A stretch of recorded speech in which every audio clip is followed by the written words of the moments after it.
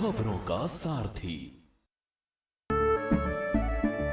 केसरिया से मन जोगी हुआ रे, दिल झूमे देखो मतवारा हुआ रे। केसरिया से मन जोगी हुआ। हर पल मनाओ केसरी त्योहार। विमल, बोलो जुबान केसरी। आप देख रहे हैं के न्यूज, खबरों का सारथी। नमस्कार, मैं हूं मनोज मानस। ब्रेकिंग न्यूज के इस बुलेटिन में आपका स्वागत है और खबरों का रुख करेंगे बाराबंकी से। अहम खबर है जहां सीएम योगी के दौरे की तैयारियां जोरों पर हैं। सरदार पटेल पर आयोजित कार्यक्रम में होंगे शामिल। बड़े स्तर पर मनाई जा रही है सरदार वल्लभ भाई पटेल की 150वीं जयंती। मंडलायुक्त राजेश कुमार, आईजी अयोध्या प्रवीण कुमार दौरे पर आए। उच्चाधिकारियों ने कार्यक्रम स्थल का निरीक्षण किया है। डीएम शशांक त्रिपाठी, एसपी अर्पित विजय वर्गीय को निर्देश दिए हैं। भाजपा एमएलए शाकेंद्र प्रताप वर्मा मौके पर मौजूद रहे।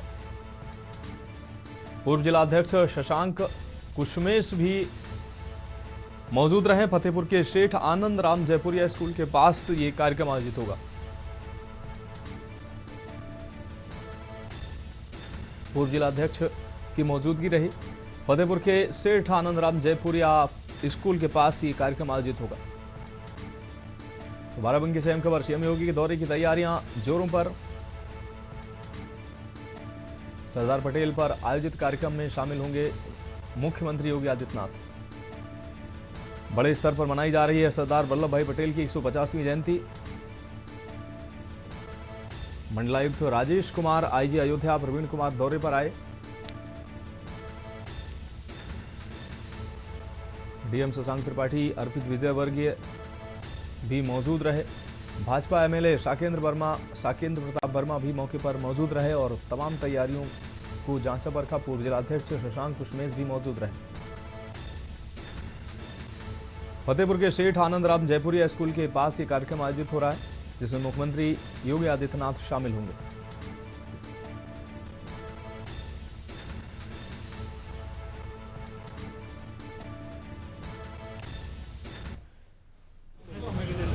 बारह तारीख को कार्यक्रम होना है। माननीय मुख्यमंत्री जी का यहाँ आगमन होगा। सरदार वल्लभ भाई पटेल जी की 150वीं जयंती जो है उसका माह चल रहा है, उसमें माननीय मुख्यमंत्री जी यहाँ पे आएंगे।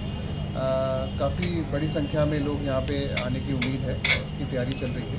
आप देख रहे होंगे सभी टेंटेज की तैयारी, हेलीपैड की तैयारी, सिक्योरिटी की तैयारी सभी समय चल रही है और बड़े अच्छे से पूरा कर लेंगे। वही हम और आईजी साहब देखने आए थे मौके पे। तो सारी तैयारियां हैं, कुछ और दिशा निर्देश दिए गए जिसका ध्यान रखने की ज़रूरत है। तो सभी टाइम पे है। होपफुली एक दिन पहले ही सारी तैयारी ये लोग पूरी कर लेंगे।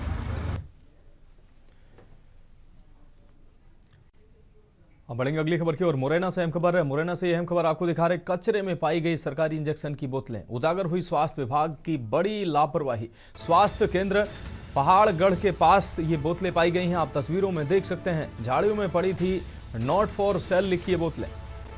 बड़ी संख्या में पड़ी थी NS सोडियम क्लोराइड की बोतलें और इन पर लिखा हुआ था गवर्नमेंट सप्लाई, यानी कि अस्पताल में सप्लाई के लिए जो ये बोतलें थी, ये बीमारों के लिए, जरूरतमंदों के लिए ये बोतलें अस्पताल में आई थी, लेकिन इनको फेंक दिया गया। 2027 एक्सपायरी डेट इस पर बताई जा रही है कि आपको बता दें 2027 एक्सपायरी डेट लिखी हुई है। आप समझ सकते हैं कितनी बड़ी लापरवाही सामने आई है।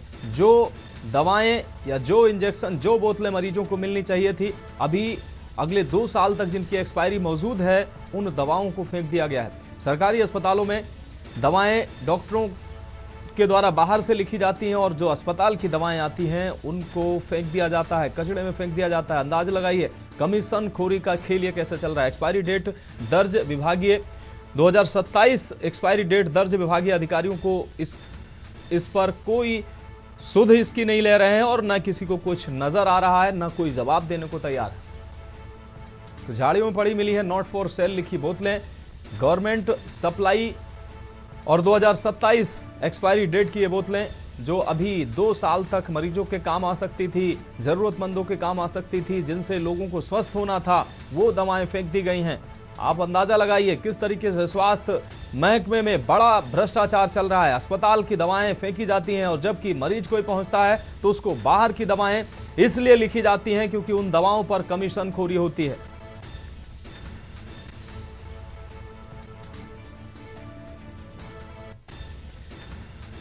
तो उजागर हुई स्वास्थ्य विभाग की यह बड़ी लापरवाही।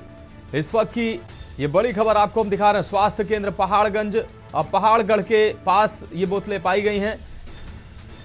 झाड़ियों में पड़ी थी, नॉट फॉर सेल लिखी ये बोतलें। ये सरकारी अस्पताल में सप्लाई के लिए ये बोतलें, बड़ी संख्या में NS सोडियम क्लोराइड की ये बोतलें पाई गई हैं जो तस्वीरों में साफ तौर पर देखी जा सकती हैं। शुभम कुलश्रेष्ठ हमारे संवाददाता अधिक जानकारी के लिए हमारे साथ जुड़ गए हैं मुरैना से। शुभम, जो दवाएं मरीजों के लिए सरकारी अस्पताल में उपलब्ध कराई गई थी, इनसे लोग स्वस्थ होते, गरीबों को का इससे इलाज होता, वो दवाएं अब कचड़े में फेंक दी गई हैं। जबकि मरीज जब अस्पताल पहुंचते हैं उनको बाहर की दवाएं सिर्फ कमीशन के लिए डॉक्टर लिखते हैं। ये कैसी अंधेरगर्दी अस्पतालों में चल रही है? क्या अहम हकीकत है इस तस्वीर की? जी मैं बिल्कुल बता दूं, ये मुरैना जिले के जो पहाड़गढ़ स्वास्थ्य केंद्र के पास में ये घटना दिखी है। यहाँ पे जो झाड़ियों में नॉट फॉर सेल लिखी जो सरकारी इंजेक्शन और बोतल जो कि मिली है, जो ग्रामीणों ने वहाँ पे सैकड़ों की संख्या में NS सोडियम क्लोराइड इंजेक्शन की बोतलें कचरे में पाई गई, जो कि गवर्नमेंट सप्लाई वाली जो बोतलें होती हैं जो कि सरकारी अस्पतालों में पाई जाती है। अब वो दवाई है जिनकी अगर वहाँ पे जाकर ग्रामीणों ने जो बोतल उठा के चेक की तो उनकी एक्सपायरी डेट 2027 तक की थी। और यही अगर देखा गया ना तो जो स्वास्थ्य केंद्र जो बना हुआ है, स्वास्थ्य केंद्र से महज 100 मीटर की दूरी पर जो झाड़ियां बनी है, जो आसपास का जो एरिया है, वहाँ पे ये बोतलें फेंकी गई थी। तो ग्रामीणों का वहाँ पे जो आरोप लगाया गया है कि जो स्वास्थ्य केंद्र के जो कर्मचारी है उनकी जो लापरवाही बरती गई है, उन्होंने ये जो कारनामा किया है उसको देखते हुए ऐसा लगता है कि ये कहीं ना कहीं सरकारी स्टॉक में कमी दिखाना चाहते हैं। उसके बाद जो कि और दवाइयां मंगा के जो कि सेल करना चाहते हैं, कहीं ना कहीं उनको लापरवाही बरती गई है। और इसमें कहीं ना कहीं कुछ ना कुछ जो ऐसी चीजें निकल के आएंगी जो कि अपने आप में फायदे लेना चाह रहे हैं कर्मचारी वगैरह की। बिल्कुल शुभम, इस तमाम जानकारी के लिए आपका बहुत शुक्रिया। तो ये सरकारी दवाएं जो अस्पतालों में मरीजों के इलाज के लिए पहुंची थी, वो दवाएं कचड़े के ढेर में फेंक दी गई हैं। स्वास्थ्य विभाग की एक गंभीर लापरवाही साफ तौर पर उजागर हुई है। जब इन अस्पतालों में मरीज पहुंचते हैं तो वहां उनको बाहर की दवाएं लिख दी जाती हैं, लेकिन जो सरकारी दवाएं लोगों के इलाज के हैं उनको फेंक दिया जाता है। बाहर की दवाएं डॉक्टर इसलिए लिखते हैं क्योंकि उस पर उनको मोटी रकम कमीशन के तौर पर मिलती है। इसलिए जो सरकारी विभाग की दवाएं हैं उन दवाओं को कूड़े के ढेर में ये स्वास्थ्य विभाग के लापरवाह अधिकारी या कर्मचारी और डॉक्टर जो है ये कचड़े के ढेर में इनका निस्तारण कर रहे हैं। जबकि अभी इनकी एक्सपायरी डेट 2027 से 2 साल, अगले 2 साल तक ये मरीजों के काम आ सकती थी।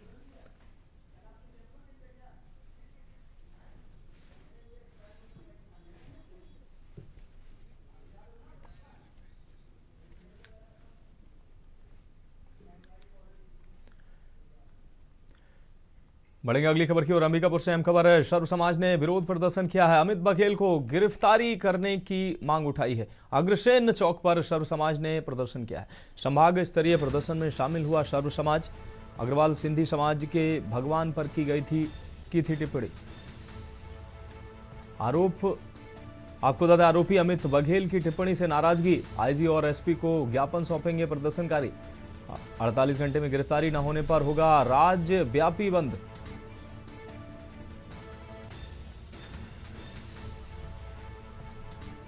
आरोपी अमित बघेल की टिप्पणी से नाराजगी। आईजी और एसपी को ज्ञापन सौंपेंगे प्रदर्शनकारी। 48 घंटे में गिरफ्तारी न होने पर होगा राज्यव्यापी बंद। तो अंबिकापुर से अहम खबर। सर्व समाज ने विरोध प्रदर्शन किया है। अमित बघेल को गिरफ्तार करने की मांग उठाई। अग्रसेन चौक पर सर्व समाज ने किया प्रदर्शन। संभाग स्तरीय प्रदर्शन में शामिल हुआ सर्व समाज। अग्रवाल सिंधी समाज के भगवान पर की थी टिप्पणी। आरोपी अमित बघेल की टिप्पणी से नाराजगी।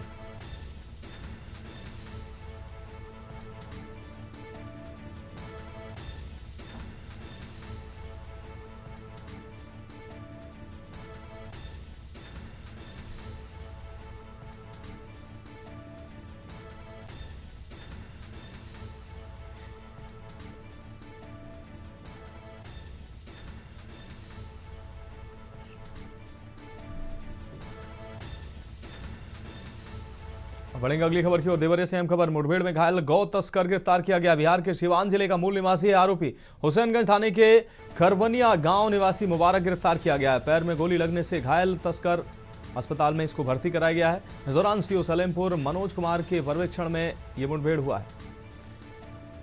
एएसपी दक्षिणी सुनील कुमार सिंह ने दी जानकारी। आरोपी की फायरिंग के जवाब में पुलिस ने चलाई गोली। 315 बोर तमंचा, खोखा, कारतूस व बाइक बरामद हुई है। खरबनिया बंधा के पास लार थाना क्षेत्र में यह मुठभेड़ हुई है।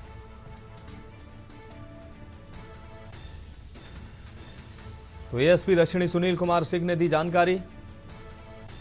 आरोपी की फायरिंग के जवाब में पुलिस ने चलाई गोली। थाना लार क्षेत्र अंतर्गत मुखबिर की सूचना प्राप्त हुई कि गौ तस्करी में वांछित अभियुक्त मुबारक बिहार से लार की तरफ जाने वाला है। इस सूचना पर खरौनिया मोड़ पर जब पुलिस टीम द्वारा चेकिंग की जा रही थी तो पुलिस टीम को देखकर मुबारक मोटरसाइकिल घुमाकर भागने लगा तथा पुलिस टीम पर फायरिंग करने लगा।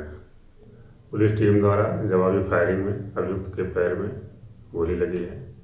घायल अवस्था में उसे सामुदायिक स्वास्थ्य केंद्र लार पर ले जाया गया, जहां प्राथमिक उपचार के बाद उसे जिला अस्पताल रवाना किया गया है। आवश्यक विधिक कार्रवाई प्रचलित है। अब बढ़ेंगे अगली खबर की ओर। बुलंदशहर से अहम खबर है, बाइक खड़ी करने के विवाद में दौड़ा कर पीटा गया। दर्जन भर हमलावरों ने युवक को दौड़ा कर पीटा है। युवक अपने पुराने घर के बाहर खड़ी करने गया था बाइक। मारपीट में गंभीर रूप से घायल युवक हायर सेंटर रेफर किया गया। सोशल मीडिया पर वायरल हो रहा है पिटाई का वीडियो। खुर्जानगर कोतवाली के सुभाष रोड का यह बुरा मामला है।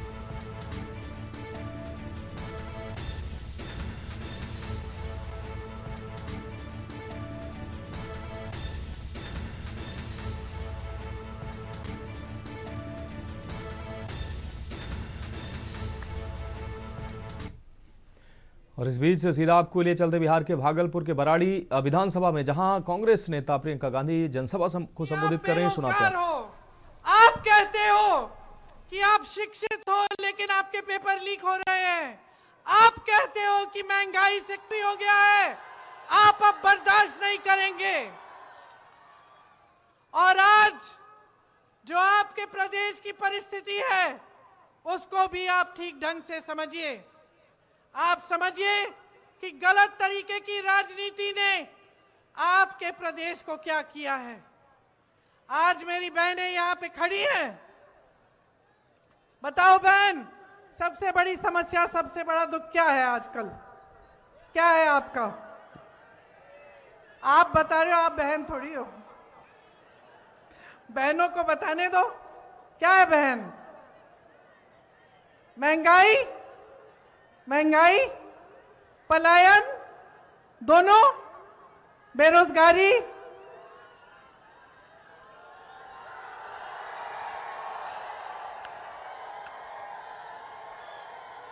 ये बड़े बड़े नेता भाजपा के जब आते हैं आपसे पूछते हैं, मोदी जी पूछते हैं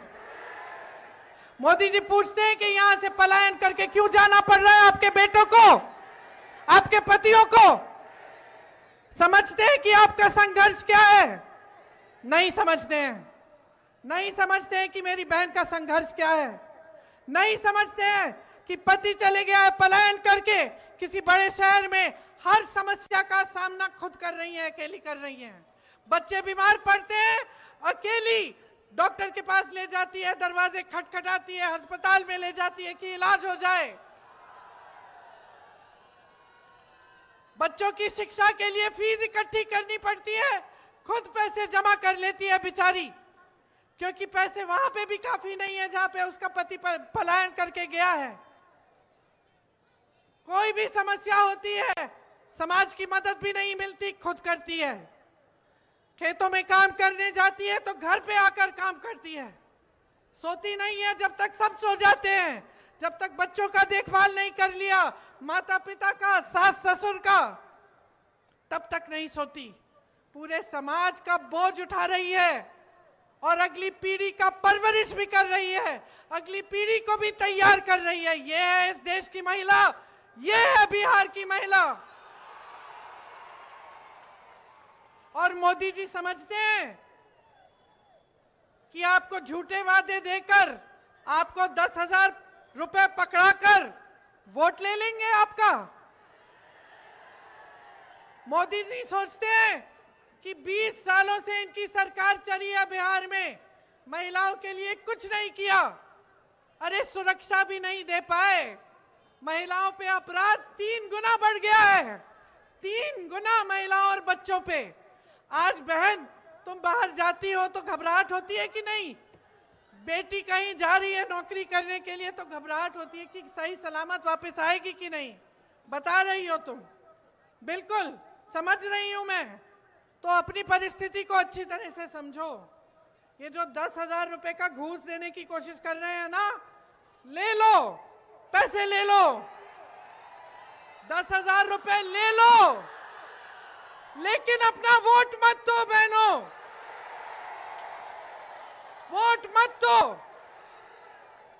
10,000 रुपए जो मिल रहे हैं उसका कुछ अच्छा कर लो, बच्चों के लिए कुछ खरीद लो, बचत कर लो, जो भी है, लेकिन अपना वोट मत दो इन्हें। देखिए बहुत विवेक है आप में, बहुत समझदार है आप, सब समझती हैं। जो महिला होती है ना, सुन लो पुरुषों, सुन लो, तुम्हारी नियत पहचानने वाली होती हैं, समझे? अगर नियत ठीक नहीं है, सबसे पहले महिला पहचान लेगी। तो जिस तरह से आप परिवार में, समाज में पहचान लेती हैं, उस तरह से अपने नेताओं को भी पहचानो। जो सिर्फ चुनाव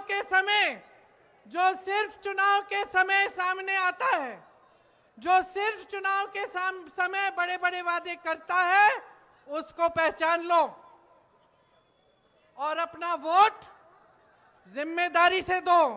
ये जो वोट है, ये महंगाई को खत्म करने वाला वोट है। ये वोट है, अगर महागठबंधन को जाएगा तो यही वोट सिलेंडर को 500 रुपए का बना देगा। अगर महागठबंधन को ये वोट जाएगा तो यही वोट आपके खाते में हर महीने, मेरी बहनों के खाते में 2500 रुपए डलवाएगा। अगर महागठबंधन के खाते में ये वोट गया तो जिस गरीब परिवार के पास घर नहीं है, जमीन नहीं है, उसे मकान मिलेगा या 3 से 5 डिसमिल जमीन मिलेगी, और वो जमीन मेरी बहनों आपके नाम में डाली जाएगी। अगर आप महागठबंधन को अपना वोट देंगी तो जो जीविका बहनें हैं, उनका वेतन 30,000 रुपए किया जाएगा और उनकी नौकरी पक्की की जाएगी। महिलाओं के लिए कॉलेज खोले जाएंगे, पाठशाला खोली जाएगी। विधवा का पेंशन 1500 रुपए का होगा और वृद्ध जनों का पेंशन भी 1500 रुपए होगा। दिव्यांग का पेंशन 3,000 रुपए का होगा। और मेरे नौजवान भाइयों, यहां खूब बड़ी तादाद में खड़े हो, शिक्षित हो कि नहीं? पढ़ाई की? मालूम है कि आपके बिहार का क्या इतिहास है शिक्षा में? शिक्षा के क्षेत्र में बिहार इतना मजबूत था कि यहां से सबसे बड़े आईएएस के अफसर, आईपीएस के अफसर, आईएफएस के अफसर, सबसे अच्छे, सबसे कर्मठ, सबसे शिक्षित यहीं से आते थे। आपकी शिक्षा की व्यवस्था इतनी मजबूत थी कि पूरा देश देखता था आपकी ओर। आज क्या स्थिति है? 20 सालों की इनकी सरकार के बाद आज स्थिति क्या है? शिक्षा की व्यवस्था ठप है। आज अगर नौकरी के लिए परीक्षा देने जाओ तो क्या होता है बताओ? पेपर लीक होता है। इस पेपर लीक से फायदा किसको हो रहा है? देखो, ऐसी चीजें होती है तो कोई ना कोई तो कमा रहा है कि नहीं?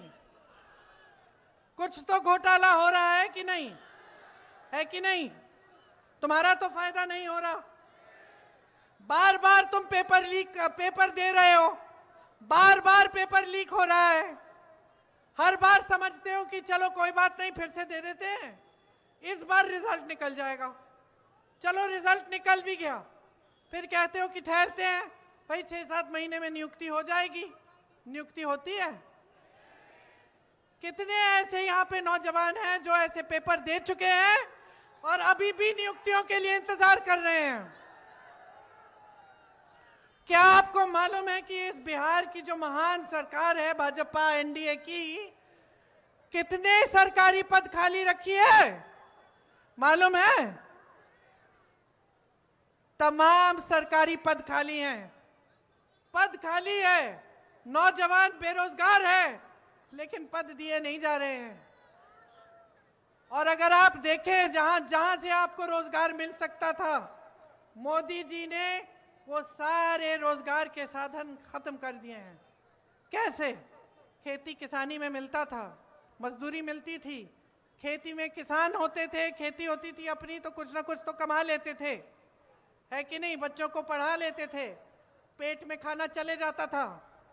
आज जो खेती किसानी कर रहा है भूखा पड़ा है, कमा नहीं पा रहा है, उसको ना उपज का दाम मिलता है, ना न्यूनतम समर्थन मूल्य मिलता है, खाद की लंबी लंबी लाइनों में खड़ा होना पड़ता है, खाद नहीं मिलती है।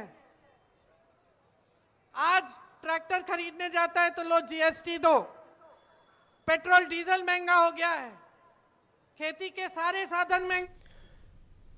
और अब रुक करेंगे अगली खबर का। कानपुर से अहम खबर है। हाईवे पर खराब खड़े ट्रक से टकराया ट्रक, हादसे में 2 की मौत हुई, एक गंभीर रूप से घायल हुआ है। घायल का उपचार हैलट अस्पताल में जारी है। पनकी थाना क्षेत्र के अंतर्गत हाईवे की घटना बताई जा रही है। तो खड़े ट्रक में दूसरे ट्रक ने टक्कर मारी, जिसमें हादसे में 2 की मौत हुई है, एक व्यक्ति गंभीर रूप से घायल बताया जा रहा है। घायल का उपचार हैलट अस्पताल में जारी है। पनकी थाना क्षेत्र के अंतर्गत हाईवे की घटना बताई जा रही है। कानपुर से अहम खबर। हाईवे पर खराब खड़े ट्रक से टकराया दूसरा ट्रक, हादसे में 2 की मौत हुई है, एक गंभीर रूप से घायल हुआ। घायल का उपचार हैलट अस्पताल में जारी है।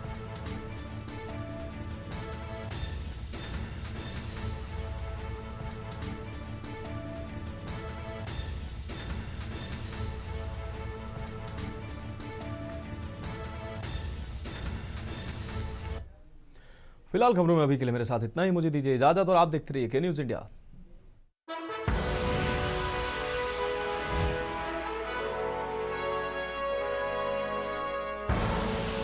आप देख